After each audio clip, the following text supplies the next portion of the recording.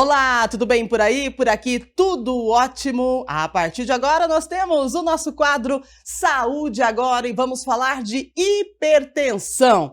A hipertensão arterial ou a pressão alta é uma doença silenciosa, considerada aí o fator de risco mais importante para doenças cardiovasculares. Para que possamos ter mais informações sobre a hipertensão, hoje, no quadro Saúde Agora, vamos receber a doutora Carla Patrícia da Silva Prado. Ela é coordenadora do Departamento de Cardiologia, Sociedade de Medicina e Cirurgia de Campinas. Doutora, seja muito bem-vinda, obrigada pela sua participação e já vamos com aquela pergunta: o que é a hipertensão arterial?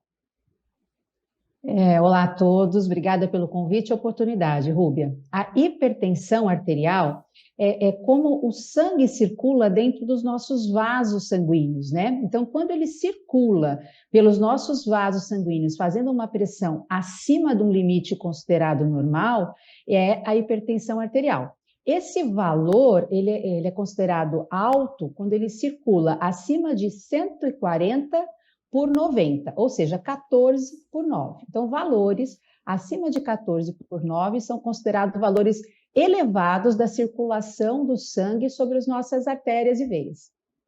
Então, doutora, e quais as causas da hipertensão ou a pressão alta, como a gente fala aí no dia a dia, né? Isso mesmo. Então, a pressão alta ela é causada por diversos fatores, né? Ela é considerada multifatorial. Existe sim uma questão genética. Nós nascemos em famílias com maior propensão a ter hipertensão arterial, né? Quando nós somos filhos de pais hipertensos, a gente tem 50% de chance de ser hipertenso na fase adulta, mas outras coisas também, né? Então, o envelhecimento é uma outra questão que eleva a pressão arterial. A gente sabe que acima de 60 anos, a cada 10 pessoas que têm mais de 60 anos, de 6 a 7 delas vão ser hipertensas, né? Vão ter os seus níveis de pressão elevados. Porque ao longo dos anos ocorre um enrijecimento das nossas artérias, elas endurecem com o processo do envelhecimento. Então, o sangue que circula ali dentro dela fica circulando com uma pressão maior. Outras coisas que são bastante importantes, talvez esse objetivo da gente estar conversando aqui hoje, é que muitos hábitos, né, que nós temos no nosso dia a dia fazem com que a pressão arterial se eleve. Então, o sedentarismo, o excesso de peso, seja sobrepeso ou seja obesidade, o consumo excessivo de sal, o consumo excessivo de álcool, né? A qualidade do sono inadequada, outras doenças associadas, como o diabetes, né? O tabagismo, quer dizer, são vários fatores que podem acabar elevando os níveis de pressão arterial. Doutora, e para as crianças, a gente fala muito já com a pressão alta, né? A hipertensão acomete pessoas com a idade um pouquinho mais avançada. Mas e as crianças? Elas podem também ter esse tipo de alteração no dia a dia?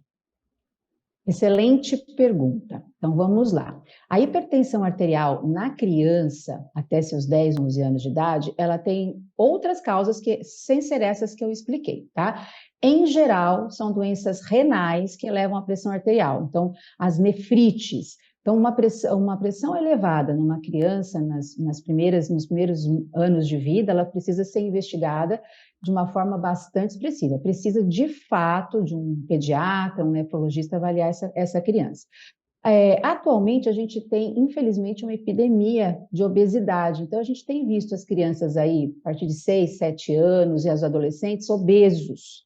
E aí, essas crianças obesas, elas têm como causa a própria obesidade e a hipertensão arterial. Então, trabalhar hábitos saudáveis de criança, o que as escolas já têm feito, e os pediatras nos consultórios, é fundamental para que essa população tenha os seus níveis de pressão arteriais controlados, tá?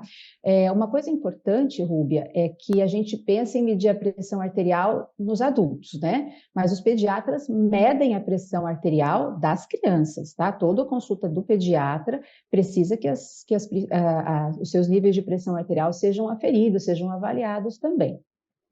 Doutora, onde acende o alerta no nosso corpo de que nós estamos numa situação de hipertensão? Como a gente percebe? Se de repente eu não vou no médico frequente, né, com frequência, não estou fazendo a medição da pressão arterial e de repente meu corpo está respondendo de alguma forma diferente, eu não sei o que é aquilo, e o que pode ser ali um gatilho para a hipertensão?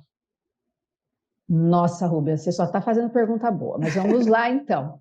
Esse é o grande problema da hipertensão. A hipertensão arterial ela não dá sintoma. Quando ela dá sintoma, a gente já tem os nossos sistemas ou alguns órgãos comprometidos, né?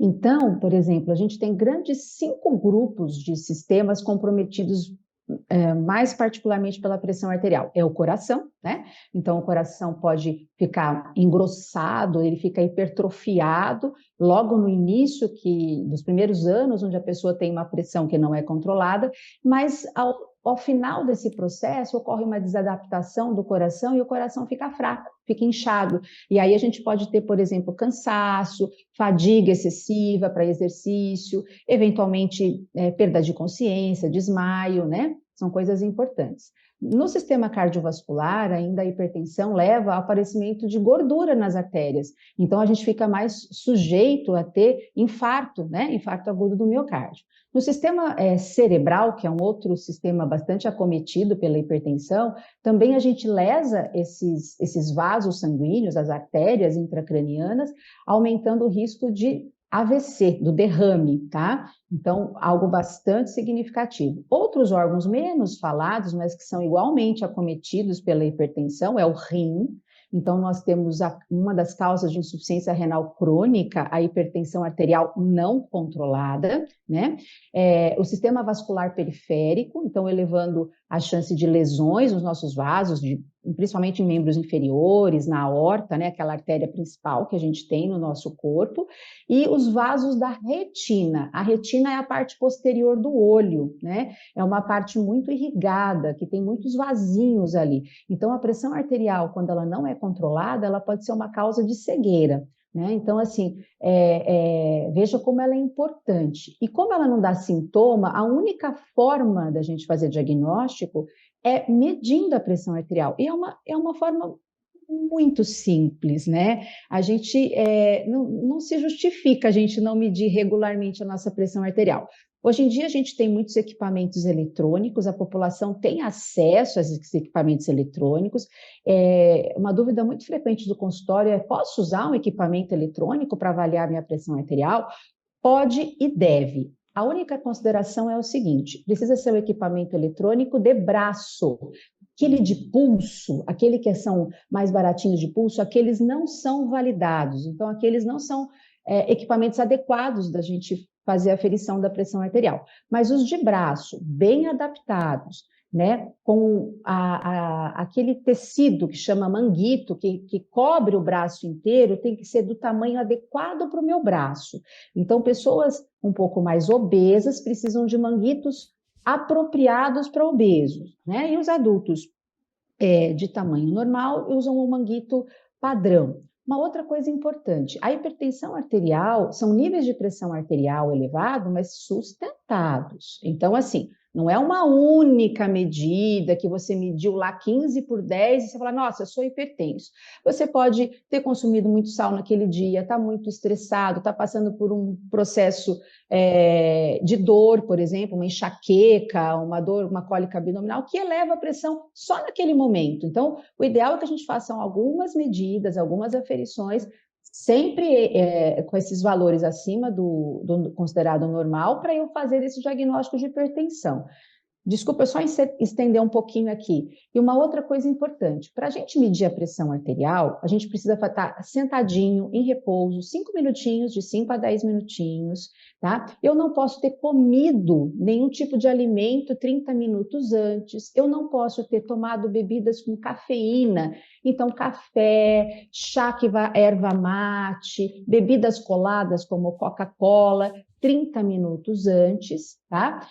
Nem ter fumado 30 minutos antes e também não ter feito atividade física de 30 minutos a 1 hora antes da medida da pressão arterial. Então, se a gente seguir todos esses passos, utilizar o equipamento eletrônico de braço, aferido, calibrado, de boa qualidade, é claro, aí eu posso sim ter esses valores de medida de pressão arterial avaliadas na minha própria casa. E caso os valores sejam elevados, procurar sempre o atendimento médico, nunca se automedicar.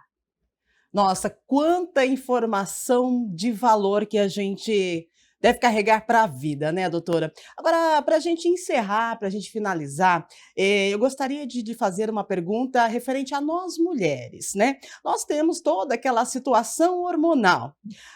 Por conta disso, a nossa pressão acaba diferenciando da pressão do homem? É sim, a mulher nós somos uma caixinha de surpresas, né? E a gente realmente, como você fala, Rúbia, as nossas variações hormonais a vida inteira é muito grande, né? A puberdade, né? A menarca, com a invasão dos hormônios sexuais femininos, elas são protetoras durante a nossa fase de idade considerada fértil, né? Então, os nossos hormônios femininos, eles nos protegem durante muitos anos. É muito comum as mulheres mais jovens ter níveis de pressão arterial mais baixos. É super comum no consultório, o paciente fala, a minha pressão é 9/6, a minha pressão é 10/7. Isso não significa que numa idade mais avançada ela não vá ter hipertensão arterial. Porque quando a gente entra na menopausa, onde a gente temos menos hormônios femininos agindo no nosso organismo, o nosso metabolismo muda. Infelizmente, ele muda, né? Então, a gente fica mais sujeita a ter hipertensão arterial numa fase um pouquinho mais tardia do que dos homens. Os homens começam a apresentar níveis de pressão arterial mais próximo ali dos 40, 45 anos, e as mulheres vão apresentar a elevação dos seus níveis pressóricos mais realmente na fase aí próxima da menopausa, em torno de 50, 55 anos. É uma época em que a gente precisa realmente cuidar bastante da nossa saúde. Ocorre um ganho de peso, uma alteração no metabolismo, então a gente precisa ficar muito ligada nisso e, como eu falei, sempre passar por uma avaliação médica. Muito bem, doutora. Então, para a gente finalizar, gostaria que a senhora deixasse algumas dicas, né, para as pessoas que estão nos assistindo, referente a fazer a medição da pressão arterial e também a alimentação saudável, exercício físico e a busca de um médico, se for o caso. Muito bem, Rubi, é isso mesmo. Duas situações. Se eu não sou hipertenso, se eu não tenho diagnóstico de hipertensão, como a Rúbia já falou, alimentação adequada, né? Rica em frutas, verduras, legumes, alimentos não processados, baixo consumo de sódio, né? Do sal, isso é bastante importante.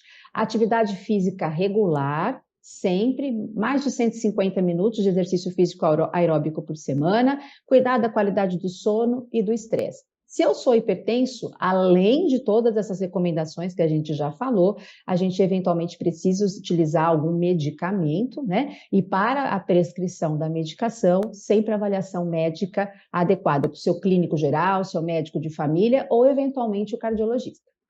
Maravilha, gratidão pelas informações, são informações excelentes e essenciais para a gente entender um pouquinho como funciona o nosso sistema, a pressão arterial, que é algo muito importante, mas quando desencadeia a hipertensão, passa a ser uma doença silenciosa, né? Doutora, gostaria de agradecer muito a sua participação com a gente e te convidar para mais vezes para a gente poder tirar a dúvida do pessoal que assiste a TV Câmara Campinas.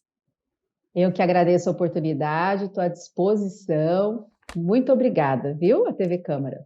Obrigada e uma excelente semana para você, doutora. Obrigada. E é isso aí, pessoal. Olha, nós tivemos a participação especial, então, da doutora Carla Patrícia Silva e Prado. Olha, tenha um excelente dia para você e é importante a gente lembrar que um hábito é o controle.